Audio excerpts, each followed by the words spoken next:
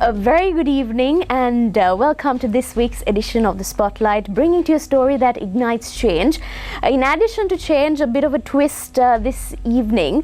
I have someone very interesting joining me in the studio today. He has made waves in the print, radio, television, digital, social media worlds, and he's still making waves.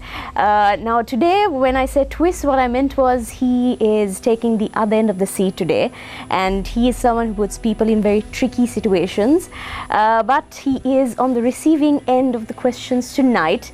Allow me to welcome Danu to the Spotlight. Very good evening, and thank you for joining me today. Definitely. I'm really happy to be here as well. Thank you. What does it feel like to be on the other chair? Uncomfortable. Really? Not Why the is chair, that? the sitting arrangements. But what does it feel like to be on the receiving end sometimes? No, I just feel like people are a bit more rude when they have to ask me questions, because I feel like they get back at me. No, I haven't had that opportunity no, yet, it's just so you're that safe they today. always just see like, okay, this is the chance. No, you're safe today. Thank You're you. very safe. So you have so much to talk about, you know, so let's start with how you grew up. What was your formation years like in the younger days? My formation years. So I'm not from here. I'm not from Colombo, I mean. Yeah. I was born in the north. Then the war and the issues there brought me to Colombo. Yeah. My mum is from Colombo, so it was not too alien for me. I have been here, so when I came into Colombo, of course, lots of things have changed, because we lived in midst of the war, at the height of the war as well. Yeah. So at that time we had no power, no luxuries at all. Like You had a tough life. Yeah, simple things like not even in a glass of ice water is something that I've had. So those things were all new to me. So so we came here. Life was very simple.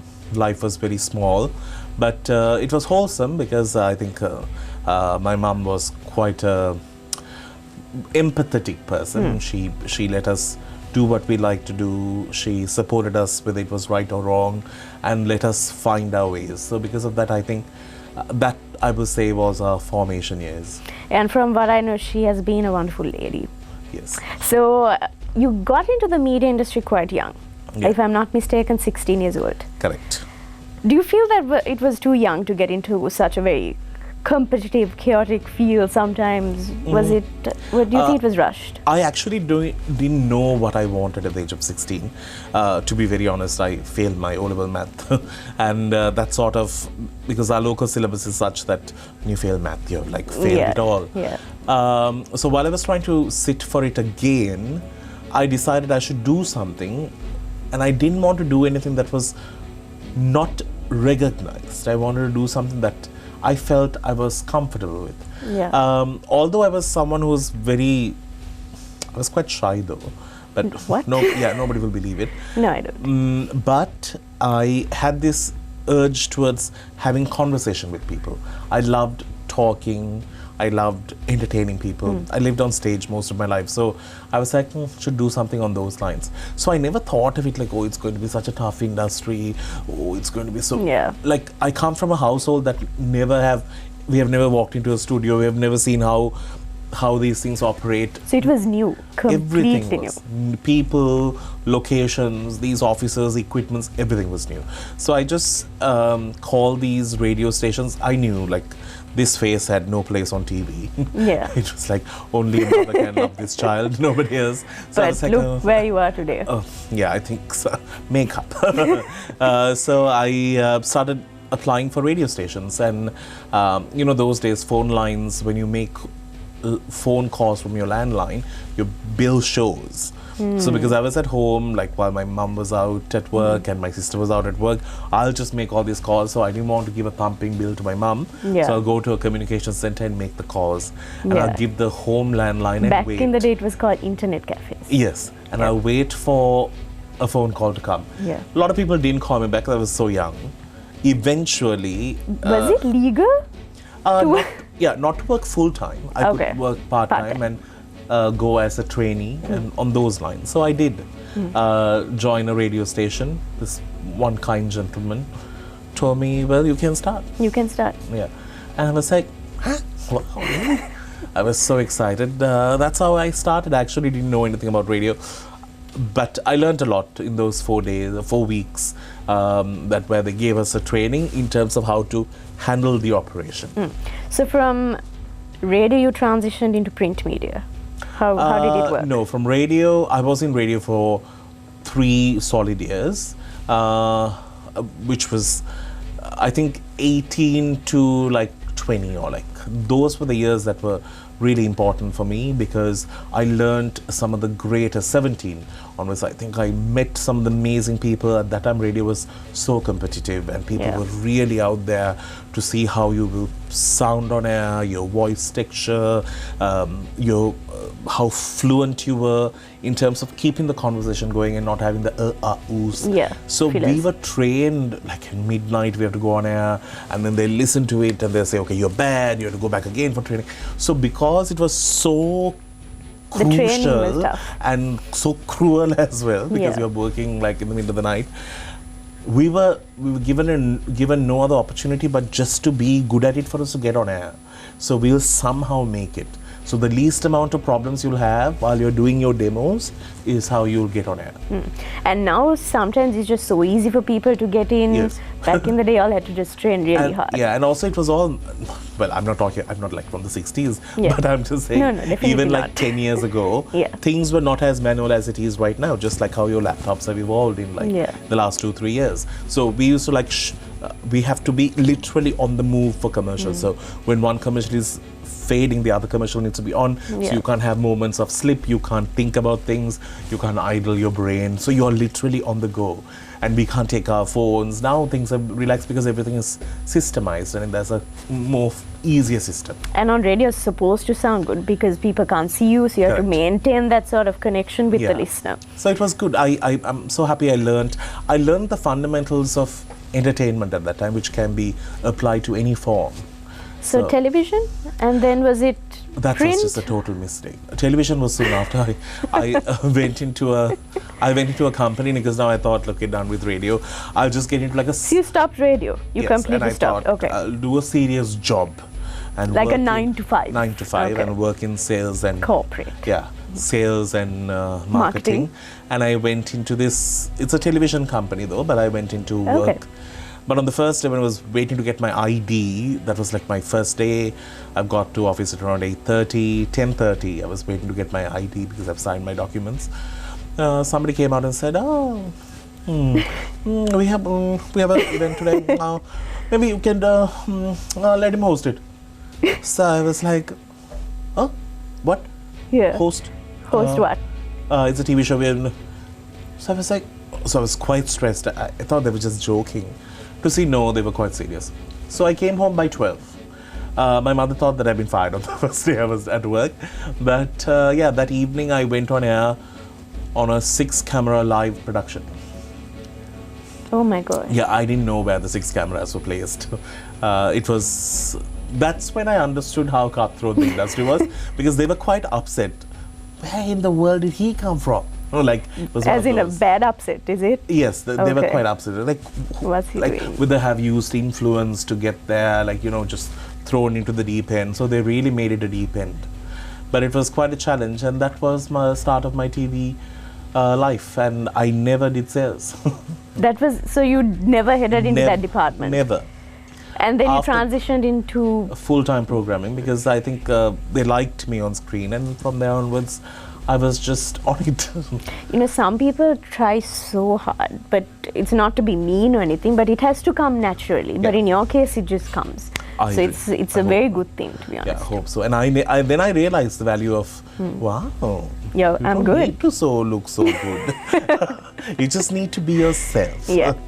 And then writing, because I remember reading a lot of your articles. Right. Anyone who is actually a writer out there, please do not get angry with me. I promise you, I do not call myself a writer, because to be very honest, my spellings are atrocious. Sometimes I can really go to town with my grammar. I can recreate the language, full stop, commas, all those marks. What was I reading then? Yes. So when I first got this column, I was 23 years old. And I laughed at the idea. I was like, oh. But it's just that the person who gave it to me, he just said, like, you know, He I had some want you faith. to write the way you talk. I was saying, oh, okay, now that's hard, but I will try. So that's how it started. So I started writing, and of course we used to have an editor who used to, I think, really go through it and really pray about the fact that she'll remember the language after she's done with it.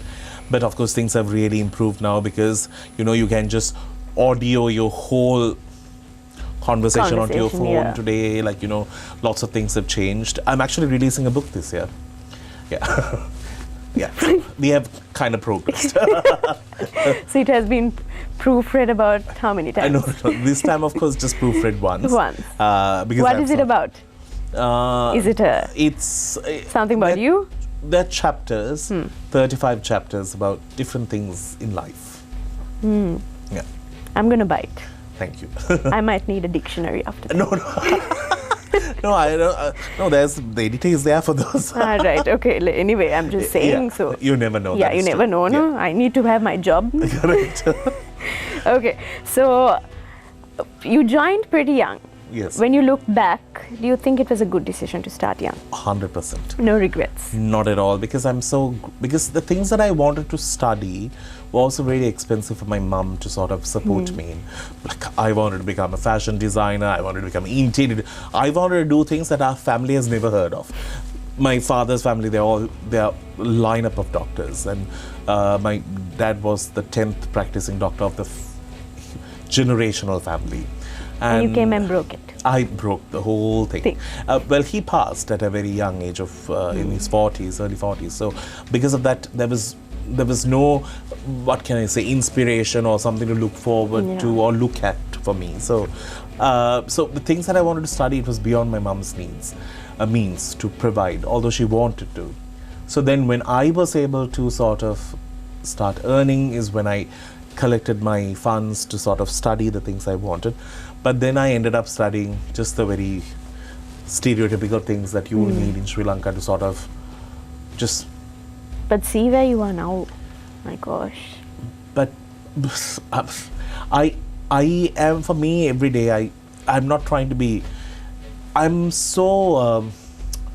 like, I always feel like, you know, there's always a journey for all of us. And I'm so grateful that this journey comes in different ways. Like, not every day is great. But I'm so happy and amazed that as much as there are people who are there to like sort of tip your steps and they're like, you're not worth it, and there are also people who will say, listen, can I see what you can do? And that's where I always feel this country is so amazing. But it's just that those one or two people who really create the problem are the ones who tend to have the strongest voice. So that's how we have divided this country. I think there are so many people who have never asked me whether I'm Tamil, whether can I speak this language. They've opened doors to me just because they believed in me. So They I'm took grateful that for leap of faith. Yeah, and that's what I'm grateful for. So from where we are now, how do you think the industry has changed? You know, we hear a lot of jealousy, undercutting. Do you think it has gotten worse over time from where you started? The reason is, I always tell this to one of my friends called Tanuja. I'm sure you know her, she's also in media. I always say, I took the last bus in media. The last bus of mainstream media that was celebrated. Like when you do a show where people wait to give a call online, to speak to you. I was on that last bus. And after that it changed because we had a huge invasion of cable, we had a lot of other shows coming in, so people had a lot of things to look at. And that's how the world is, you always move on. Like, you know, radio's biggest competition is iTunes. Like, you know, how do you sort of keep a listener going when you just have music on your command? So, but what I always say in today's medium is, as much as we try and do for things on YouTube, things on TikTok or whatever these platforms, we have to also remember that we should do something in a way that beyond all those domains, we have still created something that will stand. And if that is there, even if there's no Facebook, you'll be there. So that is where I think well, I don't want to say younger people because I'm also young still. Yeah, we can say that. People who are like 2-3 years younger than me should realize that. Never mind. Yeah, that's it. Yeah. So so in terms of the entertainment industry, you're heavily into that as well. How is it now? Is it very competitive as much as it was back then? Yeah, I think one thing that people will not tolerate in entertainment or in any industry, it's the whole arrogance. This thing like, you are irreplaceable. There's nothing like that. You're just as quick as another phone call. Like if you can't do it, somebody else will do it. Yeah. So if you think that you are so amazing, then you have to really prove it. So don't ever think, even the phone call you'll get from somebody who is like an assistant to a production studio. You don't need to be like, how are you here and all this. Yeah. Respect that human for the person who he is, and I think that's what matters. End of the day, I think, I always believe sometimes it's not the talent, it's about how you can work with that person. Yeah. If that person is a real, oh my God, I can't. Yeah. Then you're like, oof. Diva. Yeah, it becomes too much. So that's the only thing. I think that's where the industry has changed. People who have respected, the people who have understood the fact that everyone has to work together, kind of a policy, have sort of stayed on. Yeah. And they'll stay on. All right, now we have to cut into a break. I was wondering whether there is a break on. There is. So don't go now. So this concept of Jaffna Boy, how did it start? The origin of it. There are all these certain things that make Jaffna, the lingo, the way the Tamil language is spoken in Jaffna, quite interesting. I love it. Yeah, it's like a tune. It's just like how in Sinhalese you say, like in certain area, like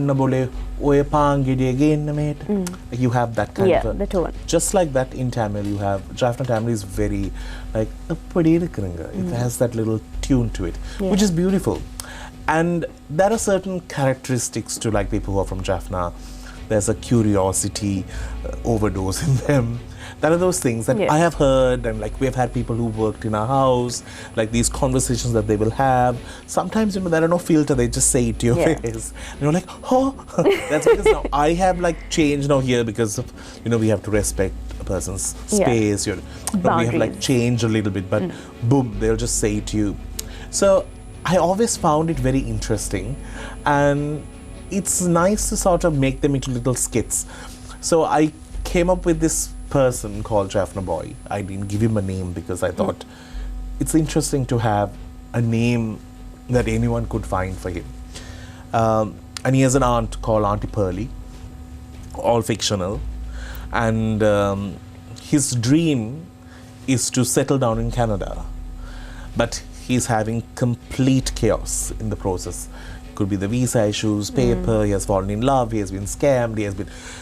All the possibilities of endless problems continue.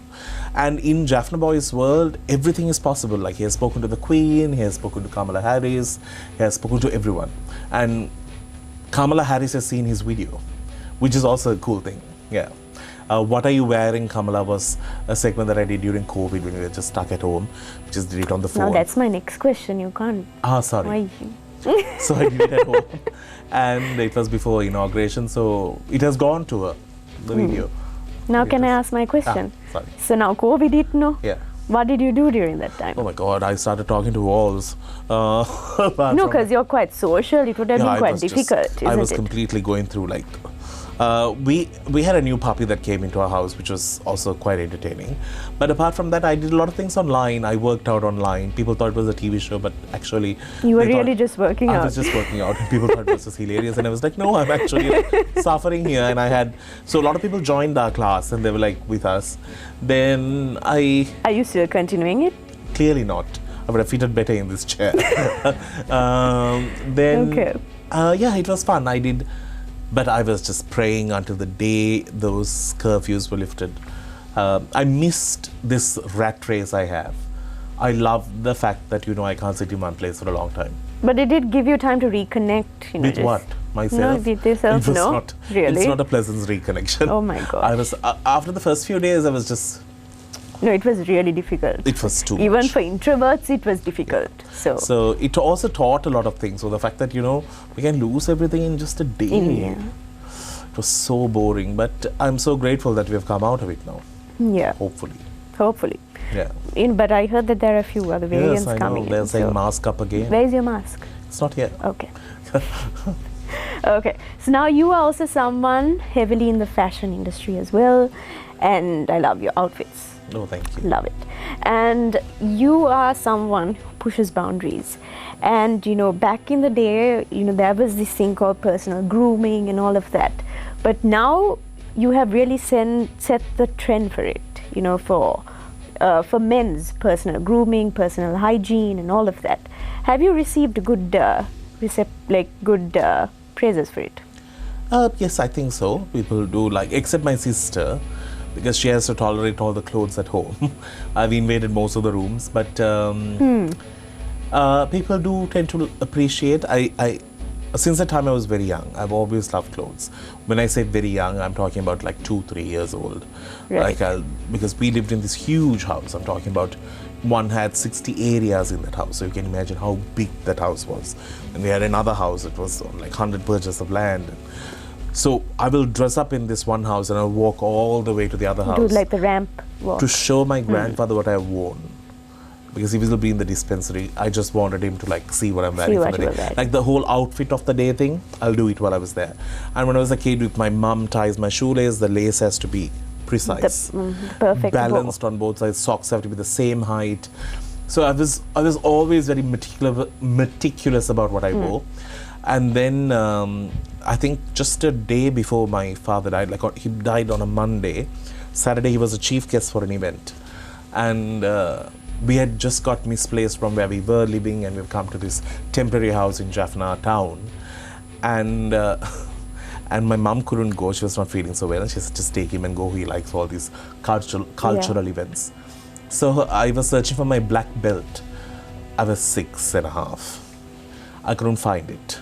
So I asked my mum, can I please have the black? She was like, it's not there. Then might be lost somewhere. We'll get you one later. Did you throw a tantrum? Yes, because my dad said wear the brown. I was like, oh my God, to wear brown with black? What a tragedy would that be? But of course, Dada, although he fussed, he got me a belt though. It's very hard to find things in Jaffna. I don't know how he found it. But that's how I was. Then when we came here and when life really hit us hard, of course we didn't. Yeah. I was happy that I even had something to cover my body with. It was one of those. But later on, when I was able to buy my things, the first pair of shoes I bought, I still have it. I bought it for 1,190. It's a coffee brown suede shoe. I bought it. Are you still, is it locked up or No, is I it? can still wear it as well. I bought it in 2003. And I still have it. Like a pair of Oxfords? No? It's from, let's put it this way, a fashion house in Sri Lanka. Oh, nice. Yeah. Yeah, okay. I still have it because I'm grateful that I was able to purchase that. So I have always loved clothes, and I think I have been blessed. I have had so many great designers who have loved to help me wear the outfits, and also it's not a little amount of fabric that they use, but yet they're so kind in giving me I don't know if that. I'm supposed to laugh or not. But it's the truth. I can say it myself because the people who make my suits, they always say 5 yards, 5 yards. So how, this, when you go for events and all, you can't wear the same outfit as you. How do you keep up with your finances for it? Most of the time, I'm blessed. I get. If I don't get, I'll always mix and match. So again, fashion. You have also set the trend. Your feed is full of very interesting combinations. Who thought you can wear a blazer and a sarama together? Yes. Right. So do you think that trend is going beyond, Colombo or the Western Province? Yes, of course. I think this person who created this brand, can I mention? Yeah, no issue. Lovi is the shirt that I'm wearing as well. I think I'm really impressed by his commitment in creating such a Sri Lankan identity in such a fashionable statement. Yeah. His name is Asanka. He's such an intelligent man. He worked in the Silicon Valley. He's he left everything and wanted to do something that was authentically Sri Lankan. By the way, he's also a Peterite. So Well, there you have it. there you go. So then when he came here, and I was so proud to see, like, who knew a simple sarong could be so cool, like how you style it. And I'm so proud to have a brand like that, like in Sri Lanka, creating our own trends, and like taking the Nilame outfits, being inspired by that, and to create something new. I always wear local brands only, except shoes, because they don't fit me, big feet. So all of this is all local. Right. Because it's very important that we support, we support, businesses. wear and embody local brand, because we are fashionably so good. Yeah, we are. Like our designer brands, like our local designers are brilliant. Yeah. So, and it's so affordable when you compare to paying for international brands. So going into something different, you're a jack of all trades. But you do well in it, so what to do? So we have to speak about it. So you were into drama and theatre as well. Yes. What was it like back in school? You started there. Yes. I got on stage for the first time, I think, when I was 2 years old. 2 years old? Yeah, I did Bharatanatyam. So I did Bharatanatyam first. Then I started dancing. That was my first thing. Then I got into singing. My singing inspiration was my mum. So when we were in Jaffna, she's the one who taught me things like all kinds of everything. Then Sound of Music. Then, you know, the usual things. Yeah. So she used to love singing. Means letting others sing, I think. And you know, we were forced into that birthday party, means sing and show. So I still have it. Yeah, there you go. So sing and show problems came about. And then from there, when we moved to Colombo, I learned under your mum, Priyanti Seniviratna. She was a choir teacher at that time, and I learned a lot because I never had the facility to like go to like an elocution class where you can get your words pronunciation right. Enunciation, gosh. And pauses. But what is beautiful, if you don't know it, the value of singing is huge. It gives you a nice tone to your voice. Yeah, like, it does. I can talk like this, and I can also talk like this. That happens with singing. And also at the same time, pronunciation, your T's and all of those. So I'm very grateful. We were taught free because it was from school. But of course, your mom was very kind. She always taught us a little extra. But, you know, we learned to make even speaking sound pleasant. So that was my second love, my music part. Then I got into acting. I think I was one of the first or very few Tamil medium students who acted at Shakespeare drama competitions. In the year 2000, I was in the running for Best Actor, and I was like, oh my God, so cool. And that was the start. Then I started doing a lot of public theatre. It was fun. I just loved it. We never get paid. I remember you took part, I think it was Greece. Yeah. It was brilliant. Yeah, I loved it.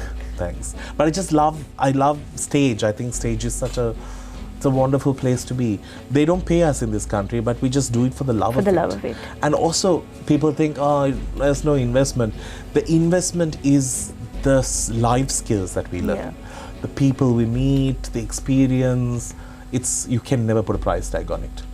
How do you think it's different now? You're also in television, you know, it's a huge difference. Some people might be thinking it's the same thing. Oh, no.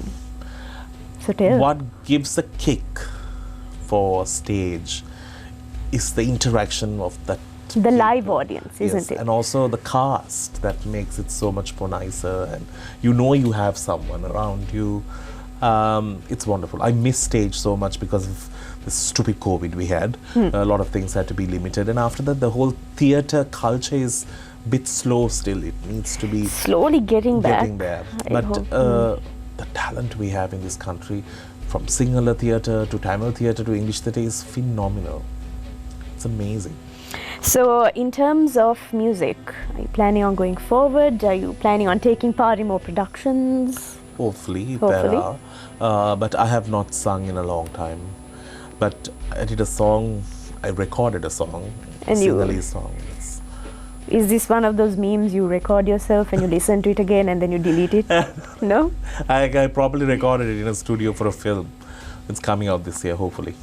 Yeah, you keep stealing my next question. I'll have to come up with a new set of questions with this one. So I tell you where I sung it, no? So the movie you took part in recently. Yeah. What was that like? Was it a new experience? Yes, Yalu, the Yalu either. Before that, I've acted in a film. They say... Recent film. Okay. Recent. That film never got released. So Why then is that? Technically, this is my second film. Okay. Although it's like my first one. It was interesting. It was very a new way of it was done. Dilshad, how he did it was, he had a plan. So everything was cost effective. It was done like how a production house will do a production.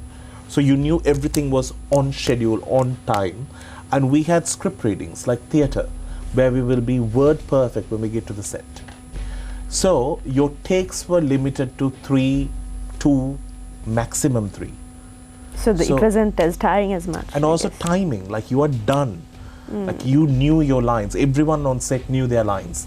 So it's very different to Sri Lankan cinema until this film. Like we have never had like table reads, so many of it. So we literally memorized all the lines and we went, so it was like a theatre play. You just go get it done. So we were able to do it quickly. And the film was shot and released the same year, or like the next February. We watched the preview that year itself, which was amazing. And it was showing in London this year as well. So it's amazing to know that amazing people are coming through, and they use a lot of, seen people in the industry, with the 2 leads being very young. Now going to something else, again, I have to cover so much of things. So in terms of, let's say, Danu, it's a brand also, How did it come up to such a high standard?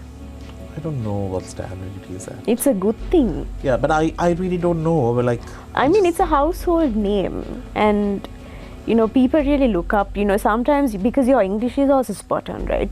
I know personally people who watch your videos to learn a few words. I feel sorry for them. I know half of it is sometimes laughing. Yes, sir. But I don't know. I never planned it. I always see. I think of it this way. I don't take anything for granted. Any opportunity I'm given, I consider it a blessing. I always think, oh my God, somebody else could do it. But I have been given the opportunity, so I should not let it go. Or I should not take it for granted. So that's how I see it. So I think that's the... So, what I'm trying to say is that, identity you carry, how important is it, for society watching you? Authenticity is important. Like, for example, I was just telling her, like I was trying to say this word on TV, hypnotize. Yeah, hypnotize. I'm not sure if I'm also saying it right. Correct. So it was that word was hard for me to say it at that time. So I said, okay, I can't say this word. I'm going to just say hip replacement. I think be willing to make mistakes and accept it, and accepting the fact that, I may not know big words when I speak. I may not know certain ways, certain words, how to pronounce it, or like, for example, not to boast about something that you don't have, not to be a fictional character when you're in media, because media is not film or television, like a drama. It is real life. If I sit here and say, my Lamborghini is parked outside and I was just coming out of it, it just, beyond that statement, everything that you ask me, I have to lie. Yeah. And that statement was started on a lie. So it's nice to say, hey, listen, I'm sorry, I don't know how to relate to it, because I don't. It's good because you relate to the masses. And also you can still talk to somebody who is coming in a Lamborghini and ask them the question what you would like to ask about the Lamborghini. Yeah. Without saying you also own a Lamborghini, and both of them are on start. So, and there's no difference also. Yeah, so I always believe, like the days that I couldn't drive, I didn't drive. When I bought a car that was smaller than me. I used to literally bend into 2 and get myself in.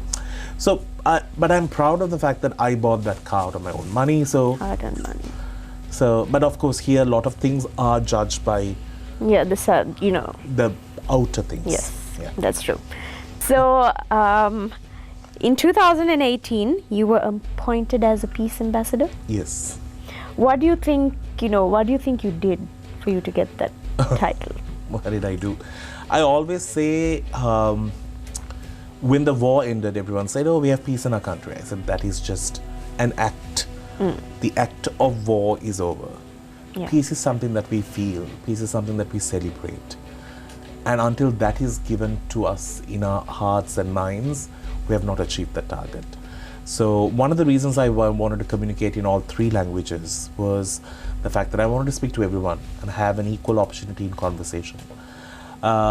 Because as someone who was once in a camp, who has seen the brutal side of the war, to this side where we have got a life now to sort of go to a place without worrying about a bomb or being scared, there might be somebody trying to. Yeah.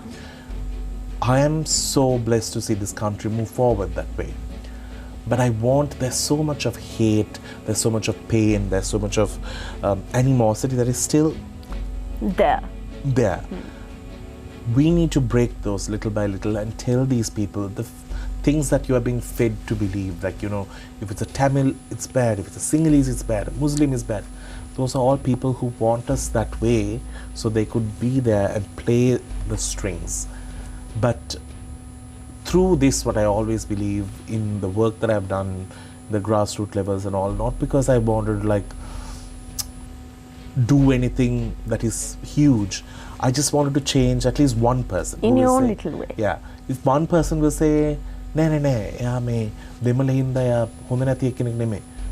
fine. Then they'll give that time to speak to a Tamil. In 2010, when I spoke to a bunch of youngsters, there were people who have never even interacted with anyone from the north, who were in the south. And there were people from the south who not even know one person who is Tamil. We live in such a small country. And it's sad. So I feel like this whole thing called peace is going to take a long time. We have to have peace of mind, we need to have forgiven, forgotten and embraced all what happened, but we have to look forward saying, okay, right, all of this is just a black cloud, let's move into the light and be happy about it. That's what I feel. And there you have it. Yes, that's how I've seen it, because the war has been unfair to everyone. Yeah, that's true. Now, the media industry, you're a veteran in the industry as well. Don't use that word on me. That's only given to people who are past 50. I have a long way to go for that. No, so good no. So anyway, there is, a lot of people, even people come up and say, I want to be in front of the camera. But, sometimes they don't know that there is a lot of responsibility that also comes along with it as well, because you're not talking to one person. It's going worldwide. Everything's available on the internet now. What do you think you have to say in terms of quality of the industry? How do we go forward? Because, there is so much, it's all nice and fun and games to be in front of the camera. But people need to also understand if they're really cut out for the job. It's just more than being in front of the camera, isn't it? Correct. Well, anyone can get in front of the camera, but staying there is the hard part. That's the difference. What about the quality of the work they put out? Because end of the day, everyone today is like some sort of a media personnel. Yeah. Because they all have a digital phone, you can create your own content, and that is all commendable. Yeah. But when you represent a brand, or when you have a protocol to follow, exactly, you should be willing to respect that and do it. Like, I do not do news and broadcasting on those lines, because one, I can't read so well, and I think I might just mess the whole thing up. But I personally feel that news and all, you need to have that command, and I have always liked to, play around and have fun. But see, there again, you have that self-awareness. Yes, you to need know that I'm not suited for this path, but I'm suited for something else. Correct. That's what I'm saying. Yeah. That's self-awareness. It's like me trying to be a Victoria's Secret model. Don't take it that far. Yeah. So there are things that we can do, and we have to just, in that area, we need to conquer the best. Yeah. Yeah. Not everyone can be an actor. But that's what I'm saying. It's sometimes we need to know. It's nice to have a feeling of desire and all of that. And television, this is just one part of it. There's so much. There's so much more. There's marketing, there's social media, there's production, there's the list just goes on. Yeah. Now we did a small, because you're always interviewing people and all of that, right? So sometimes people will have questions to ask you as well. So here we have a question from the public view. Right. How do you deal with jealousy? Or how do you deal with negativity? Oh, negativity, yes, that can be a bit painful because sometimes when they write, they don't know what they're writing. Keyboard warriors. Yes, and it can be painful at times. I've only been affected by twice in my whole life. The rest, of course, I don't bother. I just go and see the good ones and I move on. But because everyone is entitled to an opinion, because I have taken the liberty to put myself out there. If I'm willing to accept the best, I have to also be willing to accept the worst. So that's that. But jealousy and all, this is how I see it. Okay, this may sound a very simple policy. Just because I somehow do something to mess you up from doing this show, because I feel like I'm jealous over you. Yeah. Does that guarantee that I will get this show, number one? Does that guarantee that I will get the people who still watch you or to me? Yeah. Or does that guarantee anything that's going to be productive? No. I just personally feel that just because I ruin another person's career, it doesn't. I personally feel that, we can all sort of coexist. Yeah. And Cowork each together. other's followers, listeners, everyone will come to you if they like you. They like somebody. You have to feel that connection. Yeah. Sometimes people might just like to listen to somebody humming in the morning. Yeah. So that's their choice. That's what I believe in. But it's a good policy. It's simple to follow. Yeah. Because there's When I was so much young, of jealousy course, I also. was very like, oh my God, I have to do. Then you just give up and you realize, can't be too stressed about things that are irrelevant. We were first talking about jealousy, how you deal with it. Second one is, how do you deal with days of extra stress? Not the best at it. So I also pass the stress on to my sister a little bit. She's your outlet. Yes, little bit. We all humans, I mean. Yes, So, but I love stress. Does that make sense? I love when I have, like, even now, I have like another thing to go for, like now. But I love that. Yeah. Yeah. That feeling. Yes, I love that. It's a terrible thing to have, but I love it. I hate to say it, but I had the same thing. There you go. Yeah. It's fun. It's fun to be on the go. Yeah. Okay. So time is catching up. Yes. And I hate that it has to end. Oh. I have more questions to ask. Are you? Next time. Next time. Yeah. So what would you like to tell our viewers watching us today? Thank you. Thank you so very much for having me, for giving me a chance to speak. I know I talk a lot. I have that problem since I was very small. But thank you. Yeah. I wish you all the very best. And I've seen her we used to be in the same play school together. Just putting it that way. So anyway. Whoever knows. Yeah. Yeah, I knew her when she was a little baby as well. Now I was also a baby at that time. Play school. Makes sense. But thank you for having me here. It was lovely to have you because it's a different twist and I wanted to bombard you with some questions for a change. Thank you. So on behalf of ITN and Prime TV, we want to thank you for joining us today, and I will be getting you back again to continue my set of questions. Cool. Because you keep answering my next question on the list, so I'll have to come up with new questions. Yeah. Thank you. So thank you for joining us, and that brings us to the end of this week's edition of The Spotlight. Join me again next Monday at 9 p.m. Till then, stay safe and good night.